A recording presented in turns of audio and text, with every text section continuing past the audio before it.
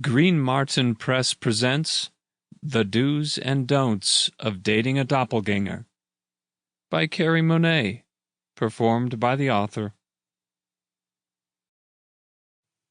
Chapter 1. Basically, godlike.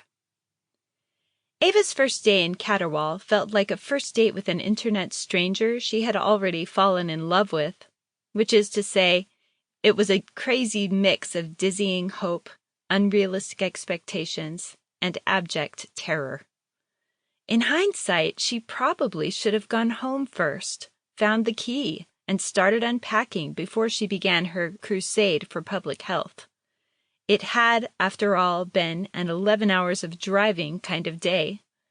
It was getting late, the sun already sinking toward the mountains. She had to use the bathroom. Her pants had melted chocolate on them, and who knew what her hair looked like at this point? But there was an overturned car in the ditch, along with a gathering crowd of onlookers, and Ava had sworn an oath. She parked her hatchback in the weeds behind several other vehicles. "Can I help?" she asked, jogging carefully over the asphalt, slick with ice and snow. "I'm a doctor." An upside-down Prius was steaming, and a young man climbed out of the broken window. Ava bent to help the teenager up, looking at him carefully. "Are you okay?" Fine, the boy said, resisting her support as he made his way to the hood of a parked car and sat on it.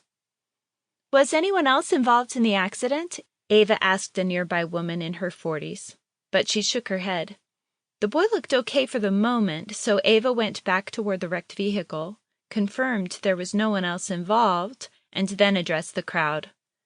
"If you could all step back 100 feet, we'll all be safer," she said loudly. "Has anyone called 911? A man confirmed that he had called the authorities and still had them on the line. People moved back, with the exception of a few clustered around the young driver. Ava ran back to her car, grabbed her medical bag, and let Dolly out. The dog jumped out eagerly, since it had been hours since their last pit stop.